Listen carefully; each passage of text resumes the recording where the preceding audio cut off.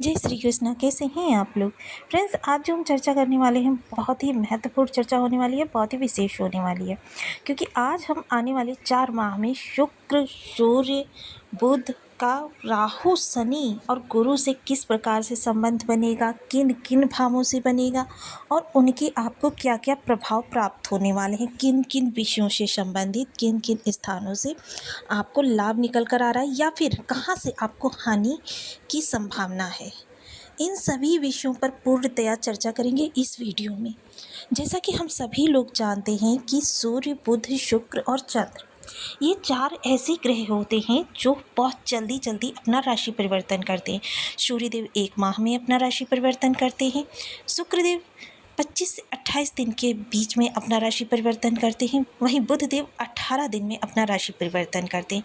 चंद्रमा 2.25 दिन में अपना राशि परिवर्तन करते हैं और 2.25 दिन में राशि परिवर्तन करते हुए पूरे माह में आपको सभी 12 भावों के प्रभाव प्रदान कर देते हैं। तो जिन जिन भावों से भी जब ग्रह गुजरता है तब वो अपने तो विशेष प्रभाव देता ही है। यदि किसी अन्य ग्रह से इसका किसी विशेष प्रकार से संबंध हो जाए तब भी आपको लाभ की प्राप्ति होती है। विशेष लाभ कह सकते हैं कि राजयोग या फिर राजयोग से भी बढ़कर कुछ और। तो ये जो आने वाले 4 माह हैं ये आपके लिए बहुत ही विशेष होने वाले। हर ग्रह पाप ग्रहों के साथ भी कुछ इस तरीके से अपना संबंध बनाएगा कि आपको लाभ की प्राप्ति हो। तो देखिए, शुक्र जो है ऐश्वर्य के कारक होते हैं, धन संपदा के कारक होते हैं। आपके राजा के समान सुख जो होते हैं वो शुक्र के द्वारा ही प्राप्त होते हैं। सूर्य जो होते हैं तेज के कारक होते हैं, प्रसिद्धि के कारक होते हैं, आपके नौकरी के कारक होते हैं, नौकरी में स्टेबिलिटी के कारक होते हैं। आपके जो जीवन में कीर्ति फैलती है, जिसकी कि कहते हैं ना कि चारों ओर कीर्ति फैल जाती है, जो विशेष कुछ करता है, सूर्यदेव इसके कारक होते हैं। आत्मा के कारक होते हैं, पिता के कारक होते हैं और पिता के कार्य कारोबार के भी कारक होते हैं। वहीं बुधदेव सबसे पहले तो ये आपकी बुद्धि के कारक होते हैं, वाणिज्य के कारक होते हैं, व्यापार के। जो भी आप बहुत ही ज़्यादा टेक्नोलॉजी से संबंधित कार्य करते हैं वो बुध के प्रभाव से ही करते हैं। बुद्धि आपकी वाक शैली को भी प्रदर्शित करता है। वाद संवाद में, कम्युनिकेशन में, कमोडिटी में, बैंकिंग में, फाइनेंस में, इन सभी चीज़ों में बुध का बहुत ज़्यादा कारकत्व होता है। चंद्रमा आपके मन से संबंध रखता है, माता से संबंध रखता है, आपके सुखों से संबंध रखता है। देखिए, मन शांत, मन आपका प्रबल, तो सभी स्थानों पर विजय प्राप्त कर ली। क्योंकि मन की दृढ़ता है एक ऐसी चीज़ होती है जो आपको जगह जगह से लाभ ही लाभ प्रदान करवाती है। हर जगह पे दृढ़ता के साथ आपको खड़ा रखती है। वहीं चंद्रमा जो होते हैं आपकी निरंतरता के भी कारक होते हैं। जो आपका धन आता है ना, जब चंद्रमा कमज़ोर होते हैं तो क्या होता है, कभी घी खाना, कभी मुट्ठी भर चना, कभी वो भी मना। किंतु जब चंद्रमा प्रबल अवस्था में होते हैं तो आपकी जो इनकम होती है वो बिल्कुल रूटीन में होती है। जैसे कमज़ोर चंद्रमा वाले कभी कहो 1 लाख कमा ले, कभी 1 रुपये के लिए भी उनको लाले पड़ जाए। किंतु बली चंद्रमा वाले अगर कमाएंगे तो एक एक रुपया ही कमाएंगे, और अगर नहीं कमाएंगे तो 1 लाख ही कमाएंगे। उनके धन में कोई विशेष परिवर्तन नहीं होता, उनकी एक निश्चित आय होती रहती है। ये चंद्रमा का प्रभाव होता है। अब देखिए, धन देने की क्षमता हर ग्रह के पास है। हर ग्रह आपको अपने अपने प्रभाव के अनुरूप धन प्रदान करता है, किंतु उस धन को लिक्विडिटी में कन्वर्ट करने की क्षमता जो होती है वो बुध के पास होती है। बुध आपकी बुद्धि को दर्शाते हैं, आपके कार्यों को किस तरीके से करना है, किससे वो कार्य बनेगा और उसको कैसे प्रभावित करना है। ये सारी चीज़ें बुध के द्वारा होती हैं।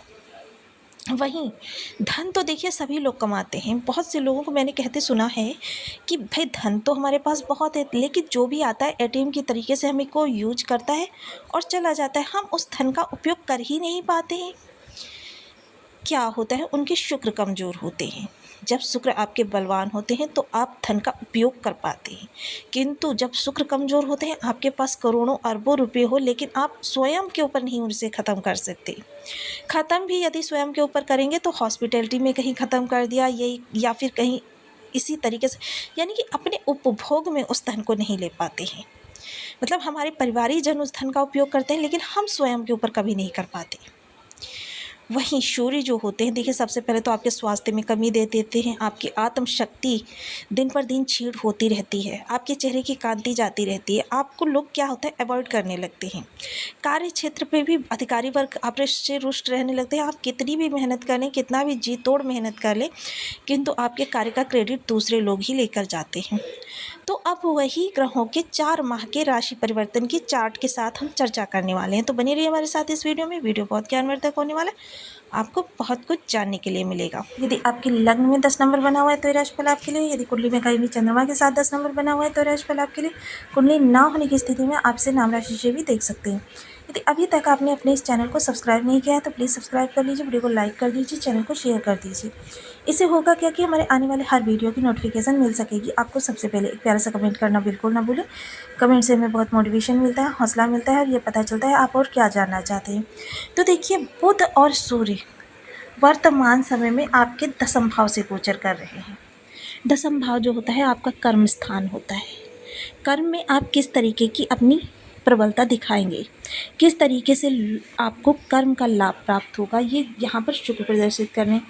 किंतु जब देखिए ये परिवर्तन आपका 28 तारीख से होना प्रारंभ हो जाएगा। 28 तारीख को सबसे पहले बुध शुक्र के साथ आ जाएंगे। तो बुध शुक्र, बुध क्या है, जिस भी भाव में होते हैं, जिस भी राशि में होते हैं, उस राशिपति के अनुसार स्वयं को बना लेते हैं, या फिर किसी ग्रह के साथ होते हैं तो उस ग्रह के अनुसार स्वयं को बना लेते हैं। तो यहाँ पर देखिए बुध और शुक्र, अब बुध क्या है, स्वयं को शुक्र के साथ में ढालेंगे, शुक्र के जैसे, यानी कि कह सकते हैं यहाँ पर आपको दो शुक्र के प्रभाव प्राप्त होने वाले हैं। तो जब 2 शुक्र के प्रभाव प्राप्त होंगे तो यानी कि अप्रत्याशित रूप से आपके धन में वृद्धि होती हुई दिखाई देगी। बुध और शुक्र, बुध चतुर है, चालाक है, बुद्धि के कारक हैं। वहीं शुक्र जो हैं धन ऐश्वर्य के कारक हैं। वहीं यहाँ से गुरुदेव की भी दृष्टि जा रही है। गुरु वृद्धि के कारक हैं, ज्ञान आध्यात्म के कारक हैं। देखिए शुक्र और मंगल का जब भी मिलन होता है तो व्यक्ति क्या है, चारित्रिक पतन का कारण बन जाता है। तो यहाँ पर आपकी जितनी भी नेगेटिविटी हैं उनको समाप्त करने के लिए गुरुदेव का यहाँ पर प्रादुर्भाव हो रहा है। तो गुरु की यह दृष्टि आपके बुध और शुक्र मंगल के प्रभाव से उपजी हुई नकारात्मकता को दूर करने में आपकी मदद करेंगे। वहीं देखिए शुक्र देव का राशि परिवर्तन होगा पहले यहाँ पर। शुक्र के यहाँ पर राशि परिवर्तन होने के साथ ही क्या होगा, आपके लिए अति विशिष्टकारी शुक्र बन जाएंगे।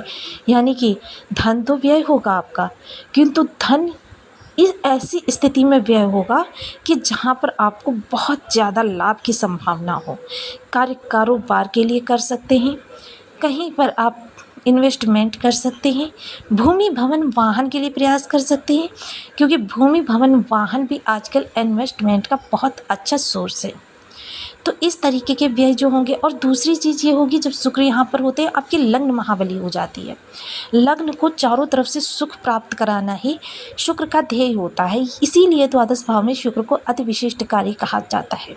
यहाँ पर आपके आकर्षण में विशेष वृद्धि होगी, आपके धन ऐश्वर्य में वृद्धि होगी, और वृद्धि होने के साथ साथ आप उस धन ऐश्वर्य का प्रयोग अपने लिए भी करेंगे। यानी कि आप घूमने के लिए जा सकते हैं, आप आकर्षक कपड़े पहन सकते हैं, आप आकर्षक दिखना पसंद कर सकते हैं, आप लोगों के साथ घुलना मिलना इस समय पर प्रारंभ कर सकते हैं, या फिर कह सकते हैं रेस्टोरेंट वगैरह में खाने के लिए जा सकते हैं, अच्छे अच्छे मॉल्स में शॉपिंग करना इस समय आपकी हॉबी कही जा सकती है।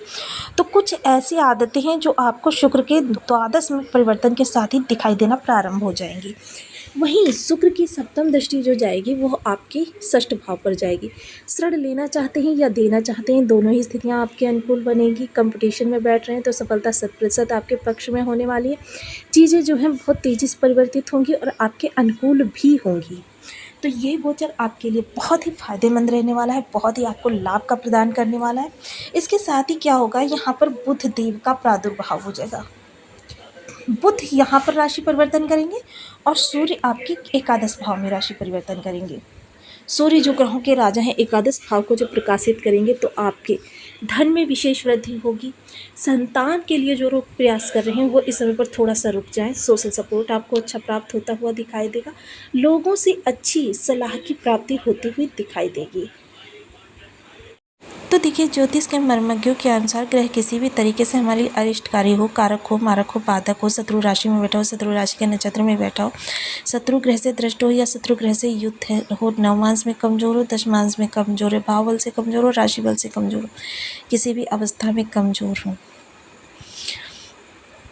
तो आपको इन ग्रहों के प्रभाव प्राप्त करने के लिए कुछ उपायों को नियमित करना चाहिए, जिसमें सबसे पहले ओम बुम बुद्धाय नमः बुद्धदेव के लिए, ओम शुक्राय नमः शुक्रदेव के लिए, ओम घड़ी सूर्याय नमः ये सूर्यदेव के लिए। इन मंत्रों का आप 1 माला, 2 माला, 5 माला, 7 माला, 11 माला का जप नियमित अपनी श्रद्धानुसार करना प्रारंभ करें। शुक्र के लिए इत्र का प्रयोग सदैव करें। शुक्र की अधिष्ठात्री देवी जो होती है माता लक्ष्मी होती हैं। श्री सूक्त पाठ कर सकते हैं, कनकधारा स्तोत्र पाठ कर सकते हैं, माता लक्ष्मी की पूजा कर सकते हैं। महिलाओं का सदैव सम्मान करें। बुध के लिए देखिए, हरी मूंग शाम को भिगो दीजिए, सुबह उठकर उसे पक्षियों को डाल दीजिए, या फिर आप 3 मूली अपने सिरहाने रखकर सो जाइए, प्रातःकाल उठकर उन्हें मंदिर में दान कर दीजिए। सूर्य के लिए सदैव की तरह देखिए, सबसे पहले तो सबसे प्रभावी उपाय यही है। सूर्य क्या है, प्रत्यक्ष देवता है जो सामने हमें आंखों से दिखाई पड़ते हैं। ओम घड़ी सूर्याय नमः सूर्यदेव के लिए ओम घड़ी सूर्याय नमः। अर्घ्य देते वक्त थोड़ा सा आपको विशेष ध्यान रखना है। लाल पुष्प डालें, अक्षत डालें, जल लें, लाल चंदन डालें और सूर्यदेव को अर्घ प्रदान कर दें। इससे क्या होगा, आपके ग्रह अपनी अरिष्टता धीरे धीरे समाप्त कर देंगे।